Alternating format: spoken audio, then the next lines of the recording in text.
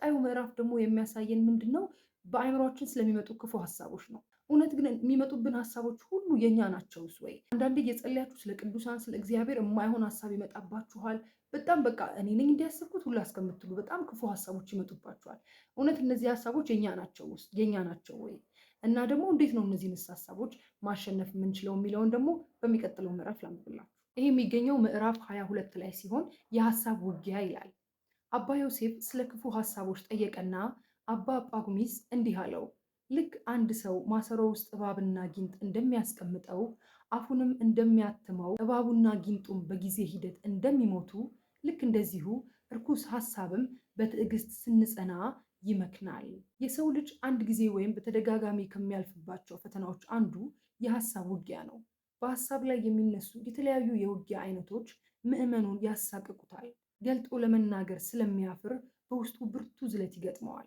ከራሱ ለመሸሽ ሙከራ ቢያደርግም ከራሱ መሸሽ ስለማይችል ግራ ይጋባል። እነዚህ ሀሳቦች በውስጡ ስለሚጮሁ ረፍት የለሽ ይሆናል። እነዚህን ሀሳቦች ለማጥፋት አንዳንድ ጊዜ ጾምና ጸሎት ቢይዝም ነገር ግን የማይወገዱ ይሆናሉ። በዚህ ምክንያት ምንም መፍትሄ የለም ብሎ ተስፋ ወደ መቁረጥ ይደርሳል። በዚህ የተነሳ ምዕመኑ ራሱን እየጠላ ይመጣል። ራሱን ስለሚጠላም ከሰዎች ጋር መገናኘት እያስጠላው ይመጣል። እግዚአብሔር የረድኤት እጁን ከእርሱ ላይ እንዳነሳ ብቻውን ለመታገል የተተወ እንደሆነ ይሰማዋል። በዚህም ሆደ ባሻነትና ምስኪንነት የሚያሰቃየው ይሆናል። በእነዚህ እርኩስ ሀሳቦች የሚያልፍ ክርስቲያን በቀላሉ ወደ ድብርት ውስጥ ይገባል። የራሱ እየመሰሉት ስለሚጨነቅም ለሕመም እየተጋለጠ ይመጣል። ሀሳቦቹን ተከትሎም የጥላት ክስ ስለሚመጣ የመቆም አቅም እያጣ ይመጣል። በዚህ ምክንያት ምዕመን ከጸሎት፣ አገልጋይ ከአገልግሎት፣ መነኩሴ ከምንኩስናው ሊወጡ ይሰናዳሉ። እነዚህ እርኩስ ሀሳቦች ምንጫቸውን ባለማወቁ ምክንያት ከወዳጆቹና ከቤተ ክርስቲያን እንዲሁም ከአገልግሎትም እየራቀ ይመጣል። እነዚህን እርኩስ ሀሳቦች ለመናገር ወደ መንፈሳዊ መምህራን ዘንድ ቢሄድም ብዙ ጊዜ ሳይናገር አፍሮ ይመለሳል። እርሱ ብቻ በዚህ ውስጥ የሚያልፍ እየመሰለው ይጨነቃል። እንዴት እኔ ይህን አሰብኩ በማለት ይረበሻል። በመንፈሳዊ ወንድሙና እህቱ ላይ የተቀረጸበትን እርኩስ ሀሳብ እያስታወሰ ይሸማቀቃል። የተግባር ምንጩ ሀሳብ ነው ሲባል ስለሰማም የፈጸመው ያህል መሸበር ይጀምራል። በዚህ ውስጥ አንድ ነገር መገንዘቡ አይቀርም። ገና ያልደረሰበት መንፈሳዊ ውጊያ እንዳለ ያውቃል። እነዚህ እርኩስ ሀሳቦች የሚያመጡት ስጋት ከእግዚአብሔር መንግስት ብለይስ፣ እግዚአብሔር ቢያዝንብኝስ፣ ድንገት ወደ ተግባር ቢለወጡስ፣ በውስጤ ያለውን ሰው ቢያውቅብኝስ እያለ መጨነቅ ይጀምራል። እነዚህ ሀሳቦች ብዙ አይነት ናቸው። አንደኛ፣ በእግዚአብሔር ላይ የሚነሳሱ ክፉ ሀሳቦች፣ እግዚአብሔርን ሕልውና እንዲጠራጠር በእግዚአብሔር ላይ የስድብ ቃላት እንዲናገር የሚመጡ እርኩስ ሀሳቦች አሉ። ሁለተኛ፣ እንዲህ ቢሆንስ የሚሉ ክፉ ሀሳቦች። ለሁሉም ነገር ጥንቃቄ አስፈላጊ ነው ብለው የሚያምኑ ሰዎች እንዲህ ቢሆንስ የሚል ጭንቀት ውስጥ ፈጥነው ይገባሉ። ያላደረጉትን ባደርገውስ ቀጥሎ ምን እሆናለሁ የሚል ስሜት በውስጣቸው ይፈጠራል። እጅግም ጥንቃቄ ከስህተት ይጥላል። ባልተጨበጡ ሀሳቦች መናጥ የብዙ ሰዎች ፈተና ነው። ሶስተኛ፣ ህይወትን የሚያስጠሉ ክፉ ሀሳቦች፣ ሰውየው መኖሩን እንዲጠላ ራሱን እንዲያጠፋ ጭምር የሚመጡ ክፉና ሰይጣናዊ ሀሳቦች አሉ።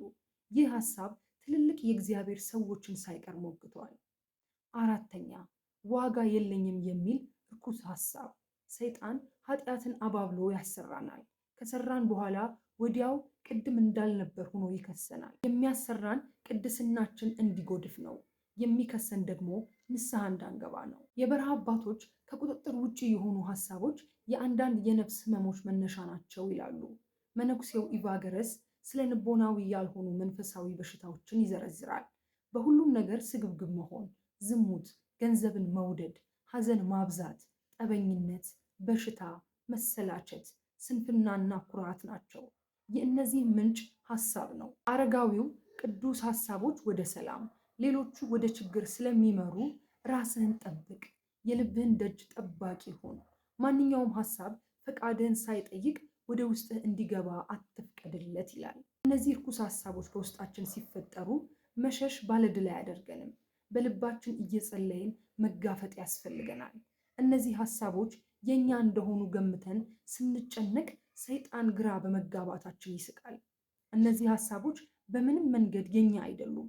የሰው ልጅ አወኩ ብሎ የሚያስባቸው ክፉ ሀሳቦች እንዳሉ እናውቃለን። ባለቤቱ እየቀፈፈው በውስጡ የሚነሱ ሀሳቦች ግን ከሰይጣን ናቸው። ሰይጣን እነዚህን ሀሳቦች ሲያስብ አይረብሽም፣ ምክንያቱም ሁለንተናው ረክሷል። በእነዚህ ሀሳቦች መረበሻችን ሕሊናና መንፈስ ቅዱስ ከእኛ ጋር እንዳሉ ደግሞም የመቀደስ ሀሳብ እንዳለን የሚያሳዩ ናቸው። እነዚህ ርኩስ ሀሳቦች በውስጣችን ለዕለታት፣ ለሳምንታትና ለወራት አንዳንዴም ለዓመታት ሊቆዩ ይችላሉ። ትልቅ ጥንቃቄ ማድረግ ያለብን ካሰብኩት ያደረግኩት ያህል ነው ብለን ወደ ተግባር እንዳንለውጣቸው ነው። እነዚህን እርኩስ ሀሳቦች ከምናሸንፍበት መንገዶች ጥቂቶቹን እንጥቀስ። አንደኛ፣ በሀሳቦቹ ተጠያቂ እንደሆንን አድርገን ማሰብ የለብንም። የምንጠየቀው በተግባር ስንለውጣቸው ብቻ ነው። ሁለተኛ፣ ላለማሰብ በጣም ጥረት ባደረግን ቁጥር እያሰብናቸው እንመጣለን። ሀሳብ በሀሳብ ይሻራልና የእግዚአብሔርን ቃል ማንበብ ይገባናል። ሶስተኛ፣ በጊዜ ውስጥ ሀሳቦቹ እየበነኑ ይመጣሉ። ስለዚህ በትዕግስት መጠበቅ ይገባናል። አራተኛ፣ የእግዚአብሔርን ስም በመጥራት ሰይጣንን ሀሳብህን አንስተውን ብለን መገሰጽ ይገባናል። አምስተኛ፣ በመንገድ ስንሄድ መኪና ውሃ ቢረጨን እንበሳጫለን እንጂ አንጸጸትም፣ የእኛ ችግር ስላልሆነ። በህይወት መንገድ ላይ ሰይጣን ክፉና የቆሸሹ ሀሳቦችን ቢረጨን መጨነቅ የለብንም። በክፉ ሀሳብ እየተንገላታ ላለ ወንድም አባ ጳጉሚስ ሲመክረው እንዲህ ብለዋል። በዚህ እርኩስ ሀሳብ አትደንግጥ። ብዙ ጊዜ ስጋዊ ውጊያዎች ግድየለሽ በመሆናችን ይመጡብናል። ነገር ግን ይህ ክፉ ሀሳብ ግድየለሽ በመሆናችን ምክንያት የሚመጣ አይደለም። ይህ የእባቡ የራሱ ማታለያ ውጊያ ነው። ይህ እርኩስ ሀሳብ ሲመጣብህ ተነስና ጸልይ፣ አማትብ። በውስጥህ ለጠላታችን የምትናገረው ሁነህ እንዲህ በል፣ እግዚአብሔር ሁሉንም እየመገበ እንደሚኖር አምናለሁና አንተና ስድብህ የተወገዛችሁ ሁኑ። ሰይጣን ይህ ያንተ ነውና ስም ማጉደፉ በራስ ላይ ይሁን። ይህ እርኩስ ሀሳብ እርኩስ ከሆንከው ካንተ እንጂ ከኔ አይደለም። እግዚአብሔርም ከዚህ ውጊያ ነፃ እንደሚያደርግህ አምናለሁ። አባ እንጦንስ የሀሳብ ውጊያ በገጠመው ጊዜ ጌታ ሆይ መዳን እፈልጋለሁ፣ ነገር ግን እነዚህ ሀሳቦች ብቻዬን አይተውኝምና ምን ላድርግ? እንዴት መዳን እችላለሁ? አለ። ከዚህ በኋላ ትንሽ በበዓቱ ቆይቶ ለመውጣት ሲነሳ እንጦንስ እንደ እርሱ ያለ አንድ ሰው በስራው ላይ ቁጭ ብሎ ሲሰራ፣ ከዚያም ከስራው ለመጸለይ ሲነሳ፣ ከዚያም ተቀምጦ ገመድ ሲገምድ እንደገና ለመጸለይ ተነስቶ አየው። ያ ሰውም እርሱን ለማረምና ለማረጋጋት የተላከው የጌታ መልአክ ነበርና መልአኩም ይህንን አድርግ አንተም ትድናለህ ሲል ሰማው። በእነዚህ ቃላት እንጦንስ በደስታና በድፍረት ተሞላ። ይህንን አደረገ፣ እርሱም ከክፉ ሀሳብ ዳነ። ክፉ ሀሳቦች በእባብና በጊንጥ ተመስለዋል። እባብ ለስላሳ ነው። ልክ እንደ እባቡ አታላይ የሆኑ ለደስታ የሚጠቅሙ የሚመስሉ ሀሳቦችን ሰይጣን ይረጫል። በዚህ መንገድ እምቢ ስንለው ደግሞ እንደ ጊንጥ የሚናከሱ ክፉ ሀሳቦችን ሊያጣብቅብን ይመጣል። ለስላሳ የሆኑ ሀሳቦችን ሰውየው ተግባራዊ ካደረገ በኋላ ውስጡ በክስ መሰቃየት ይጀምራል።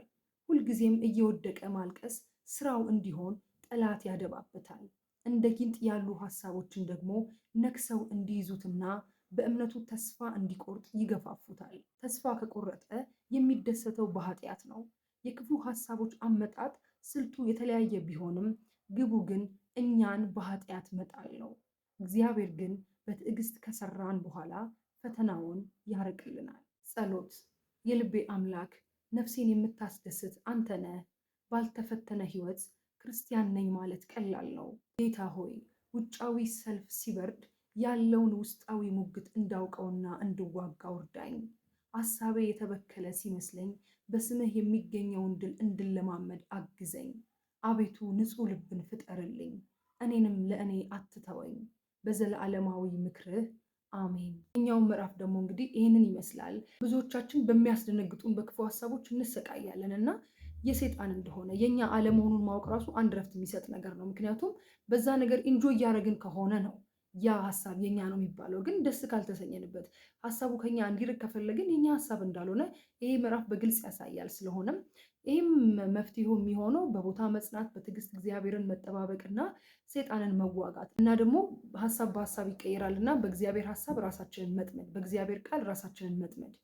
ከዚህ ውጭ ቅድም አባ እንጦንስ እንደውም እንዳነበብኩላችሁ ምን ላድርግ ሀሳቤ ይበታተናል ያለው ምንም እየሰራ ስላልነበር ነው እና ስራ መፍታት ለብዙ የክፉ ሀሳቦች ምንጭ ሊሆን ይችላል እና እኛም ደግሞ ራሳችንን በተለያዩ መንፈሳዊም ሊሆን ይችላል በዓለማዊም ስራ ራሳችንን መጥመድ ማለት የሆነ ብዙ ጊዜ ቁጭ አለ ማለት ስራ ለመፍታት ለክፉ ሀሳቦች እንዳንጋለጥ ከሚያደርጉን ነገሮች አንዱ ነው ማለት ነው። በእነዚህ በሁለት ምዕራፎች በጣም እንደተጠቀማችሁ እንዳተረፋችሁበት ተስፋ አደርጋለሁኝ። ይህንን መጽሐፍ የእውነቴን ነው የምላችሁ ካገኛችሁት ገዝታችሁ አንብቡት። መግዛት የምትፈልጉ ደግሞ የምታገኙበትን ቦታ ጠቁማችኋለሁ።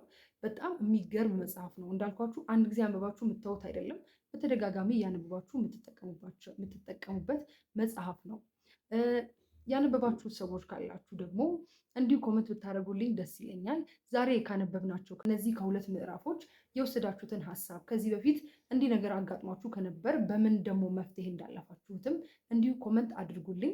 እንማማርባቸው፣ እንወያይባቸው። እግዚአብሔር ቢወድና ቢፈቅድ ደግሞ በሚቀጥለው ሳምንት በሌላ ቪዲዮ እንገናኛለን።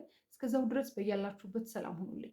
ሁሌም እንደምንለው ክርስቲያናዊ መንፈሳዊነት ዘለዓለማዊነት ነውና በትዕግስትና በጽናት በጸሎት ባለንበት ቦታ ጸንተን የምንናፍቃትን ተስፋ የምናደርጋትን መንግስቱን ለመውረስ የበቃን ያድርገን።